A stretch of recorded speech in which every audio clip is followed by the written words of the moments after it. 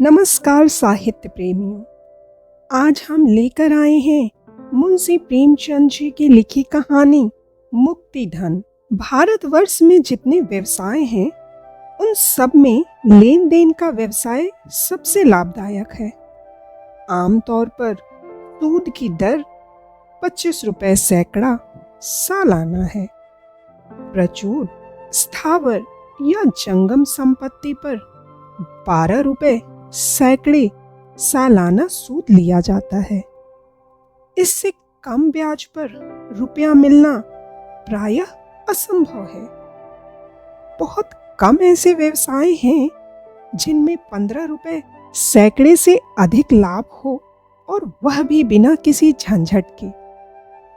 उस पर नजराने की रकम अलग, लिखाई दलाली अलग, अदालत का खर्चा अलग।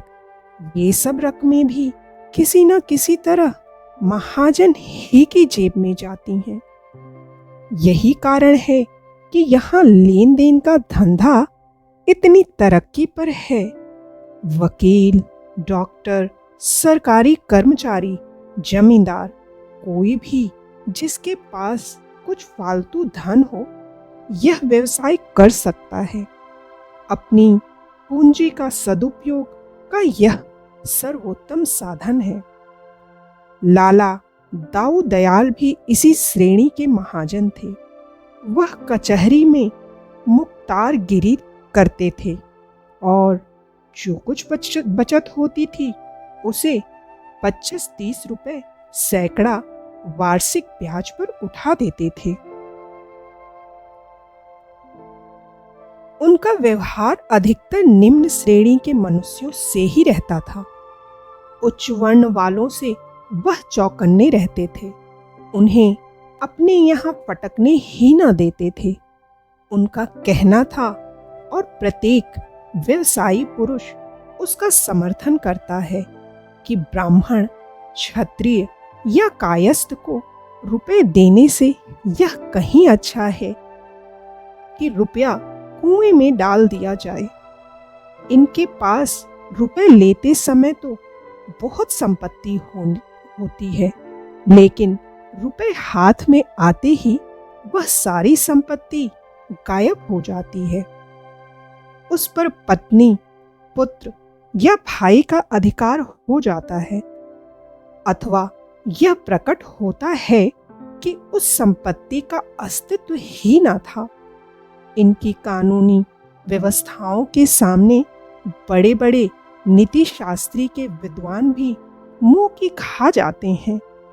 लाला दाऊ दयाल एक दिन कचहरी से घर आ रहे थे। रास्ते में उन्होंने एक विचित्र घटना देखी। एक मुसलमान खड़ा अपनी गऊ बेच रहा था और कई आदमी उसे घेरे खड़े थे। कोई उसके हाथ में रुपए रखे देता था, कोई उसके हाथ से गऊ की पगहिया छीनने की चेष्टा करता था, किंतु वह गरीब मुसलमान एक बार उन ग्राहकों के मुंह की ओर देखता था और कुछ सोचकर पगहिया को और भी मजबूत पकड़ लेता था। गऊ मोहिनी रूप थी, छोटी सी गर्दन, भारी पुट्ठे और दूध से भरे हुए थन थे। पास ही एक सुंदर बलिष्ठ बछड़ा गऊ की गर्दन से लगा हुआ खड़ा था। मुसलमान बहुत क्षुब्ध और दुखी मालूम होता था। वह करुण नेत्रों से गऊ को देखता और दिल महसूस कर रह जाता था। दाऊ दयाल गऊ को देखकर रिझ गए। पूछा, क्यों जी, यह गऊ बेचते हो? क्या नाम है तुम्हारा? मुसलमान ने दाऊ दयाल को देखा तो प्रसन्न मुख उनके समीप जाकर बोला, हाँ हुजूर, बेचता हूँ। दाऊ, कहाँ से लाए हो? तुम्हारा नाम क्या है? मुसलमान ने कहा, नाम तो है रहमान, पचौली में रहता हूँ। दाऊ दयाल ने पूछा, दूध देती है? मुसलमान, हाँ हजूर, एक बेला में 3 सेर दूध लीजिए, अभी दूसरा ही तो बेत है। इतनी सीधी है कि बच्चा भी दूह ले। बच्चे पैर के पास खेलते रहते हैं, पर क्या मजाल कि सिर भी हिलावे। दाऊ दयाल, कोई तुम्हें यहाँ पहचानता है? मुख्तार साहब को सुबह हुआ कि कहीं चोरी का माल ना हो।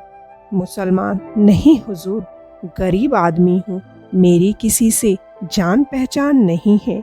दाऊ दयाल, क्या मांगते हो?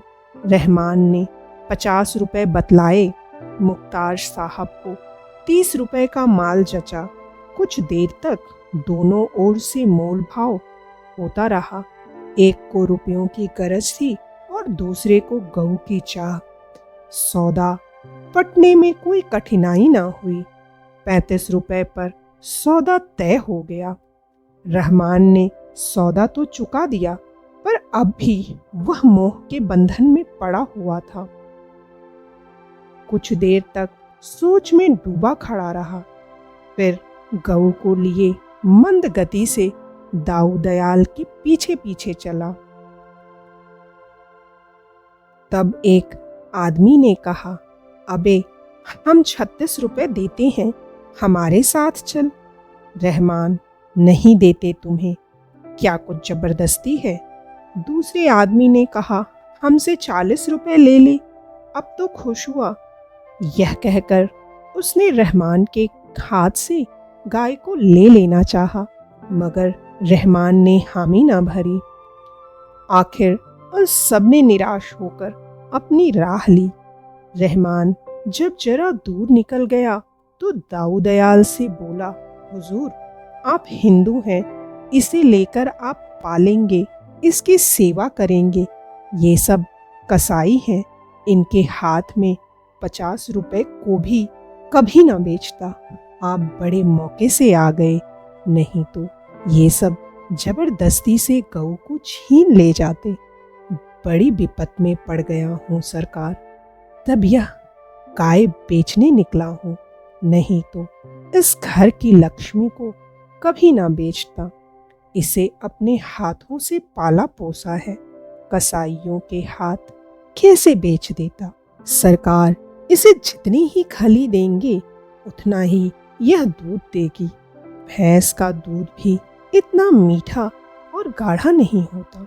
हजूर से एक अर्ज और है, अपने चरवाहे को डांट दीजिएगा कि इसे मारे पीते नहीं। दाऊ दयाल ने चकित होकर रहमान की ओर देखा। भगवान, इस श्रेणी के मनुष्य में भी इतना सौजन्य, इतनी सहृदयता है। यहाँ तो बड़े बड़े तिलक त्रिपुंडधारी महात्मा कसाईयों के हाथ गौएं बेच जाते हैं, एक पैसे का घाटा भी नहीं उठाना चाहते, और यह गरीब 5 रुपए का घाटा सहकर इसलिए मेरे हाथ गौ बेच रहा है कि यह किसी कसाई के हाथ ना पड़ जाए। गरीबों में भी इतनी समझ हो सकती है। उन्होंने घर आकर रहमान को रुपए दिए। रहमान ने रुपए गांठ में बांधे। एक बार फिर गऊ को प्रेम भरी आंखों से देखा और दाऊ दयाल को सलाम करके चला गया। रहमान एक गरीब किसान था और गरीब के सभी दुश्मन होते हैं। जमींदार ने इजाफा लगान का दावा दायर किया था। उसी की जवाबदेही करने के लिए रुपयों की जरूरत थी। घर में बैलों के सिवा और कोई संपत्ति ना थी। वह इस गऊ को प्राणों से भी प्रिय समझता था, पर रुपयों की कोई तदबीर ना हो सकी तो विवश होकर गाय बेचनी पड़ी। पचौली में मुसलमानों के कई घर थे। अब की कई साल के बाद हज का रास्ता खुला था। पाश्चात्य महासागर के दिनों में राह बंद थी। गांव के कितने ही स्त्री पुरुष हज करने चले। रहमान की बूढ़ी माता भी हज के लिए तैयार हुई। रहमान से बोली, बेटा, इतना सवाब करो, बस मेरे दिल में यही एक अरमान बाकी है। इस अरमान को लिए हुए क्यों दुनिया से जाऊं? खुदा तुमको इस नेकी की सजा मतलब फल देगा। मातृभक्ति ग्रामीणों का विशिष्ट गुण है। रहमान के पास इतने रुपए कहाँ थे कि हज के लिए काफी होते, पर माता की आज्ञा कैसे टालता। सोचने लगा किसी से उधार ले लूं, कुछ अब की ऊख पेर कर दे दूंगा, कुछ अगले साल चुका दूंगा। अल्लाह के फजल से ऊख ऐसी हुई कि कभी ना हुई थी। यह माँ की दुआ ही का फल है, मगर किससे लूं? कम से कम 200 रुपए हों तो काम चले। किसी महाजन से जान पहचान भी तो नहीं है। यहाँ जो दो एक बनिए लेन देन करते हैं वे तो आसामियों की गर्दन ही रेतते हैं। चलो लाला दाऊ दयाल के पास, इन सबसे तो वही अच्छे हैं। सुना है वादे पर रुपए लेते हैं, किसी तरह नहीं छोड़ते।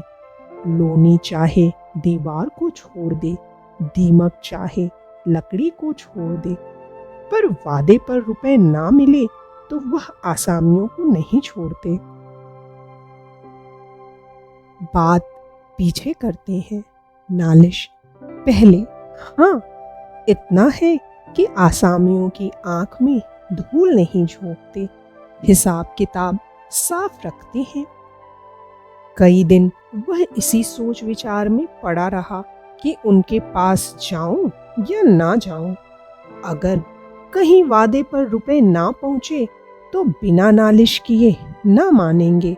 घर बार बैल बधिया सब नीलाम करा लेंगे, लेकिन जब कोई वश न चला तो हार कर दाऊ दयाल के ही पास गया और रुपए कर्ज मांगे। दाऊ दयाल, तुम्ही ने तो मेरे हाथ गऊ बेची थी ना? रहमान, हाँ हुजूर। दाऊ, रुपए तो तुम्हें दे दूंगा, लेकिन मैं वादे पर रुपए लेता हूँ। अगर वादा पूरा ना किया तो तुम जानो, फिर मैं जरा भी रियायत ना करूंगा। बताओ कब दोगे? रहमान ने मन में हिसाब लगाकर कहा, सरकार 2 साल की मियाद रख लें। दाऊ दयाल, अगर 2 साल में ना दोगे तो ब्याज की दर 32 रुपए। सैकड़े हो जाएगी। तुम्हारे साथ इतनी मुरव्वत करूंगा कि नालिश ना करूंगा। रहमान, जो चाहे कीजिए, हुजूर के हाथ में ही तो हूँ। रहमान को 200 रुपए के 180 रुपए मिले। कुछ लिखाई कट गई, कुछ नजराना निकल गया, कुछ दलाली में आ गया। घर आया, थोड़ा सा गुड़ रखा हुआ था, उसे बेचा और स्त्री को समझा बुझाकर माता के साथ हज को चला। मियाद गुजर जाने पर लाला दाऊ दयाल ने तकाजा किया। एक आदमी रहमान के घर भेजकर उसे बुलाया और कठोर स्वर में बोले, क्या अभी 2 साल नहीं पूरे हुए? लाओ, रुपए कहाँ हैं? रहमान ने बड़े दीन भाव से कहा, हुजूर, बड़ी गर्दिश में हूँ। अम्मा जब से हज करके आई हैं तभी से बीमार पड़ी हुई हैं। रात दिन उन्हीं की दवा दारू में दौड़ते गुजरता है। जब तक जीती हैं, हुजूर, कुछ सेवा कर लूं, पेट का धंधा तो जिंदगी भर लगा रहेगा। अब की कुछ फसल नहीं हुई हुजूर, ऊख पानी बिना सूख गई, सन खेत में पड़े पड़े सूख गया, धोने की मोहलत ना मिली, रबी के लिए खेत जोत ना सका, बरती पड़े हुए हैं। अल्लाह ही जानता है किस मुसीबत से दिन कट रहे हैं। हुजूर के रुपए कौड़ी कौड़ी अदा करूंगा। साल भर की और मोहल्लत दीजिए। अम्मा अच्छी हुई और मेरे सिर से बला टली। दाऊ दयाल ने कहा, 32 रुपए सैकड़े ब्याज हो जाएगा। रहमान ने जवाब दिया, जैसी हुजूर की मर्जी। रहमान यह वादा करके घर आया तो देखा माँ का अंतिम समय आ पहुंचा है। प्राण पीड़ा हो रही है। दर्शन बदे थे, सो हो गए। माँ ने बेटे को एक बार वात्सल्य दृष्टि से देखा, आशीर्वाद दिया और परलोक सिधारी। रहमान अब तक गर्दन तक पानी में था, अब पानी सिर पर आ गया। इस वक्त पड़ोसियों से कुछ उधार लेकर दफन कफन का प्रबंध किया, किंतु मृत आत्मा की शांति और परितोष के लिए जकात और फातिहे की जरूरत थी। कब्र बनवानी जरूरी थी। बिरादरी का खाना, गरीबों को खैरात, कुरान की तलावत और ऐसे कितने ही संस्कार करने परम आवश्यक थे। मातृ सेवा का इसके सिवा अब और कौन सा अवसर हाथ आ सकता था। माता के प्रति समस्त सांसारिक और धार्मिक कर्तव्यों का अंत हो रहा था। फिर तो माता की स्मृति मात्र रह जाएगी। संकट के समय फरियाद सुनाने के लिए मुझे खुदा ने सामर्थ्य दी होती तो इस वक्त क्या कुछ ना करता, लेकिन अब क्या अपने पड़ोसियों से भी गया गुजरा हूँ। उसने सोचना शुरू किया, रुपए लाऊं कहाँ से। अब तो लाला दाऊ दयाल भी न देंगे। एक बार उनके पास जाकर देखूं तो सही। कौन जाने मेरी विपत का हाल सुनकर उन्हें दया आ जाए। बड़े आदमी हैं, कृपा दृष्टि हो गई तो 100-200 उनके लिए कौन बड़ी बात है। इस भांति मन में सोच विचार करता हुआ वह लाला दाऊ दयाल के पास चला। रास्ते में एक एक कदम मुश्किल से उठता था। कौन मुंह लेकर जाऊं, अभी 3 ही दिन हुए हैं। साल भर में पिछले रुपए अदा करने का वादा करके आया हूँ। अब तो 200 रुपए और मांगूंगा तो वह क्या कहेंगे। मैं ही उनकी जगह पर होता तो कभी न देता। उन्हें जरूर संदेह होगा कि यह आदमी नियत का बुरा है। कहीं दुत्कार दिया, घुड़कियां दी तो पूछें तेरे पास ऐसी कौन सी बड़ी जायदाद है जिस पर रुपए की थैली दे दूं, तो क्या जवाब दूंगा। जो कुछ जायदाद है वह यही दोनों हाथ हैं, उसके सिवा यहाँ क्या है। घर को कोई सेंत भी ना पूछेगा। खेत हैं तो जमींदार के, उन पर अपना कोई काबू ही नहीं। बेकार जा रहा हूँ, वहां धक्के खाकर निकलना पड़ेगा। रही सही आबरू भी मिट्टी में मिल जाएगी। परंतु इन निराशाजनक शंकाओं के होने पर भी वह धीरे धीरे आगे बढ़ा चला जाता था, जैसे कोई अनाथ विधवा थाने फरियाद करने जा रही हो। लाला दाऊ दयाल कचहरी से आकर अपने स्वभाव के अनुसार नौकरों पर बिगड़ रहे थे। द्वार पर पानी क्यों नहीं छिड़का, बारामदे में कुर्सियां क्यों नहीं निकाल रखी। इतने में रहमान सामने जाकर खड़ा हो गया। लाला साहब झल्लाए तो बैठे थे। रुष्ट होकर बोले, तुम क्या करने आए हो जी? क्यों मेरे पीछे पड़े हो? मुझे इस वक्त बातचीत करने की फुर्सत नहीं है। रहमान कुछ ना बोल सका। यह डांट सुनकर इतना हताश हुआ कि उल्टे पैरों लौट पड़ा। हुई ना वही बात, यही सुनने तो मैं आया था। मेरी अक्ल पर पत्थर पड़ गए हैं। दाऊ दयाल को कुछ दया आ गई। जब रहमान बारामदे के नीचे उतर गया तो बुलाया। जरा नर्म होकर बोले, कैसे आए थे जी? क्या कुछ काम था?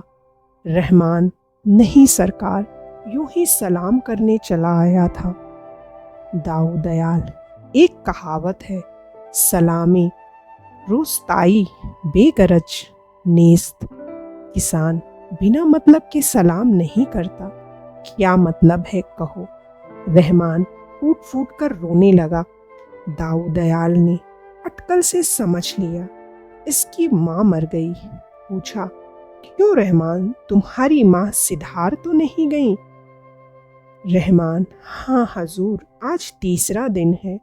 दाऊ दयाल, रोना, रोने से क्या फायदा, सब्र करो। ईश्वर को जो मंजूर था वह हुआ। ऐसी मौत पर गम ना करना चाहिए। तुम्हारे हाथों उनकी मिट्टी ठिकाने लग गई, अब और क्या चाहिए। रहमान, हजूर, कुछ अर्ज करने आया हूँ, मगर हिम्मत नहीं पड़ती। अभी पिछला ही पड़ा हुआ है और अब किस मुंह से मांगूं।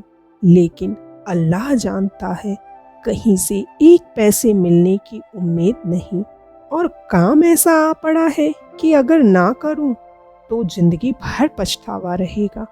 आपसे कुछ कह नहीं सकता, आगे आप मालिक हैं।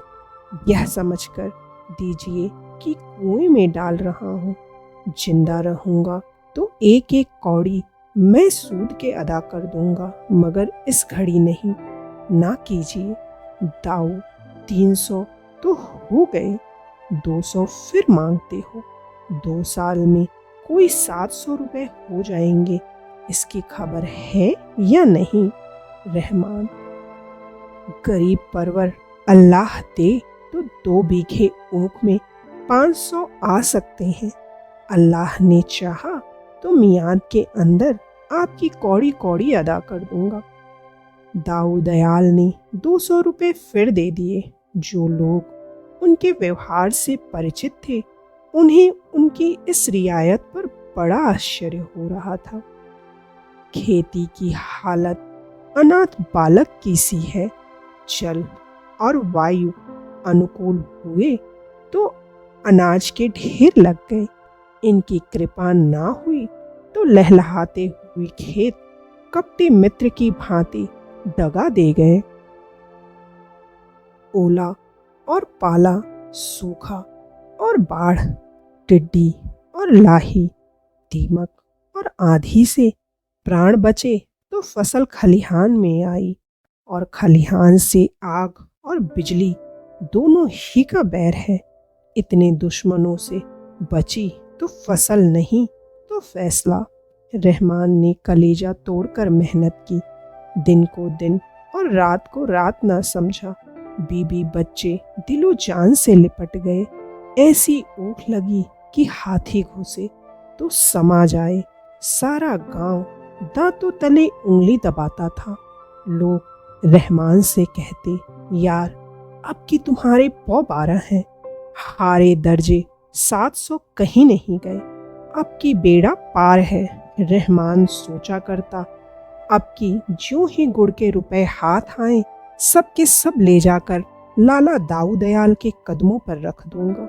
अगर वह उसमें से खुद 200-400 रुपए निकाल कर देंगे तो ले लूंगा, नहीं तो अब की साल और चूनी चोकर खाकर काट दूंगा।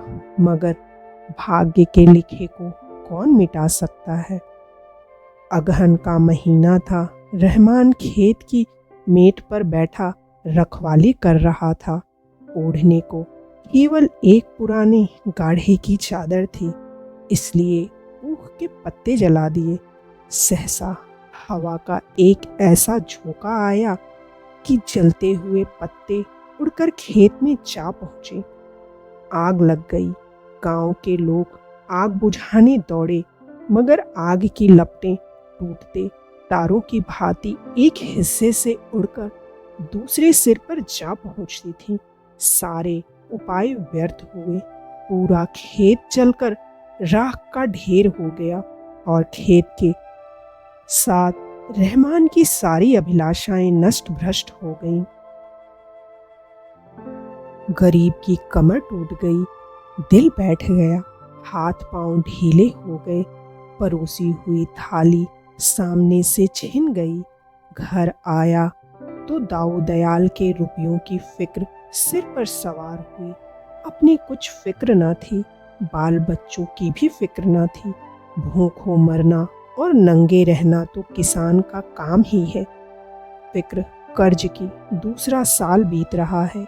2-4 दिन में लाला दाऊ दयाल का आदमी आता होगा। उसे कौन मुंह दिखाऊंगा। चलकर उन्हीं से चिरौरी करूं कि साल भर की मोहल्लत और दीजिए। लेकिन साल भर में तो 700 के 900 हो जाएंगे। कहीं नालिश कर दी तो 1000 ही समझो। साल भर में ऐसी क्या हुन बरस जाएगी। बेचारे कितने भले आदमी हैं, 200 रुपए उठाकर दे दिया। खेत भी तो ऐसे नहीं कि बैरीहन करके आबरू बचाऊं। बैल भी ऐसे कौन से तैयार हैं कि 200-400 मिल जाएं। आधे भी तो नहीं रहे। अब इज्जत खुदा के हाथ है। मैं तो अपनी सी करके देख चुका। सुबह का वक्त था। वह अपने खेत की मेड़ पर खड़ा अपनी तबाही का दृश्य देख रहा था। देखा दाऊ दयाल का चपरासी कंधे पर लठ रखे चला आ रहा है। प्राण सूख गए। खुदा, अब तू ही इस मुश्किल को आसान कर। कहीं आते ही आते गालियां न देने लगे। या अल्लाह, कहाँ छिप जाऊं। चपरासी ने समीप आकर कहा, रुपए लेकर देना नहीं चाहते? मियाद कल गुजर गई। जानते हो ना, सरकार की एक दिन की भी देर हुई और उन्होंने नालिश ठोकी, बेभाव की पड़ेगी। रहमान कांप उठा, बोला, यहाँ का हाल तो देख रहे हो ना। चपरासी, यहाँ हाल हवाल सुनने का काम नहीं। ये चकमे किसी और को देना। 700 रुपए ले चलो और चुपके से गिनकर चले आओ। रहमान, जमादार, सारी ऊख जल गई। अल्लाह जानता है, अब की कौड़ी कौड़ी बेबाक कर देता। चपरासी, मैं यह कुछ नहीं जानता। तुम्हारी ऊख का किसी ने ठेका नहीं लिया। अभी चलो, सरकार बुला रहे हैं। यह कहकर चपरासी उसका हाथ पकड़कर घसीटता हुआ चला। गरीब को घर में जाकर पगड़ी बांधने का मौका न दिया। 5 कोस का रास्ता कट गया और रहमान ने एक बार भी सिर न उठाया। बस रह रहकर या अली मुश्किल कुशा उसके मुंह से निकल जाता। उसे अब इस नाम का भरोसा था। यही जब हिम्मत को संभाले हुए था, नहीं तो शायद वह वहीं गिर पड़ता। वह नैराश्य की उस दशा को पहुंच गया था जब मनुष्य की चेतना नहीं, उपचेतना शासन करती है। दाऊ दयाल द्वार पर टहल रहे थे। रहमान जाकर उनके कदमों पर गिर पड़ा और बोला, खुदाबंद, बड़ी विपत पड़ी हुई है। अल्लाह जानता है कहीं का नहीं रहा। दाऊ दयाल, क्या सब ऊख जल गई? रहमान, हजूर सुन चुके हैं क्या? सरकार जैसे किसी ने खेत में झाड़ू लगाती हो। गांव के ऊपर ऊख लगी हुई थी। गरीब परवर, वह दैवी आफत ना पड़ी होती तो और तो नहीं कह सकता, हुजूर से उरीन हो जाता। दाऊ दयाल, अब क्या सलाह है, देते हो या नालिश कर दूं? रहमान, हजूर मालिक हैं, जो चाहे करे। मैं तो इतना ही जानता हूँ कि हजूर के रुपए सिर पर हैं और मुझे कौड़ी कौड़ी देनी है। अपनी सोची नहीं होती। 2 बार वादे किए, दोनों बार झूठा पड़ा। अब वादा ना करूँगा। जब जो कुछ मिलेगा लाकर हजूर के कदमों पर रख दूंगा। मेहनत मजूरी से पेट और तन काट कर जिस तरह हो सकेगा आपके रुपए भरूंगा। दाऊ दयाल ने मुस्कुराकर कहा, तुम्हारे मन में इस वक्त सबसे बड़ी कौन सी आरजू है? रहमान, यही हजूर कि आपके रुपए अदा हो जाएं। सच कहता हूँ हजूर, अल्लाह जानता है। दाऊ दयाल, अच्छा तो समझ लो कि मेरे रुपए अदा हो गए। रहमान, अरे हजूर, यह कैसे समझ लो? यहाँ ना दूंगा तो वहां तो देने पड़ेंगे। दाऊ दयाल, नहीं रहमान, अब इसकी फिक्र मत करो, मैं तुम्हें आजमाता था। रहमान, सरकार ऐसा ना करे, इतना बोझ सिर पर लेकर ना मरूंगा। दाऊ दयाल, कैसा बोझ जी? मेरा तुम्हारे ऊपर कुछ आता ही नहीं। अगर कुछ आता भी तो मैंने माफ कर दिया, यहाँ भी वहाँ भी। अब तुम मेरे 1 पैसे के भी देनदार नहीं हो। असल में मैंने तुमसे जो कर्ज लिया था वही अदा कर रहा हूँ। मैं तुम्हारा कर्जदार हूँ, तुम मेरे कर्जदार नहीं हो। तुम्हारी गऊ अब तक मेरे पास है। उसने मुझे कम से कम 800 रुपए का दूध दिया है, 2 बछड़े नफे में अलग। अगर तुमने यह गऊ कसाईयों को दे दी होती तो मुझे इतना फायदा क्यों कर होता। तुमने उस वक्त 5 रुपए का नुकसान उठाकर गऊ मेरे हाथ बेची थी। वह शराफत मुझे याद है। उस एहसान का बदला चुकाना मेरी ताकत से बाहर है। जब तुम इतने गरीब और नादान होकर एक गऊ की जान के लिए 5 रुपए का नुकसान उठा सकते हो, तो मैं तुम्हारी 100 गुनी हैसियत रखकर अगर 500 रुपए माफ कर देता हूँ तो कोई बड़ा काम नहीं कर रहा हूँ। तुमने भले ही जानकर मेरे ऊपर कोई एहसान ना किया हो, पर असल में वह मेरे धर्म का एहसान था। मैंने भी तो तुम्हें धर्म के काम ही के लिए रुपए दिए थे। बस हम तुम दोनों बराबर हो गए। तुम्हारे दोनों बछड़े मेरे यहाँ हैं, जी चाहे लेते जाओ, तुम्हारी खेती में काम आएंगे। तुम सच्चे और शरीफ आदमी हो। मैं तुम्हारी मदद करने को हमेशा तैयार रहूँगा। इस वक्त भी तुम्हें रुपयों की ज़रूरत हो तो जितने चाहो ले सकते हो। रहमान को ऐसा मालूम हुआ कि उसके सामने कोई फरिश्ता बैठा हुआ है। मनुष्य उदार हो तो फरिश्ता है और नीच हो तो शैतान। ये दोनों मानवीय वृत्तियों ही के नाम है। रहमान के मुंह से धन्यवाद के शब्द भी न निकल सके।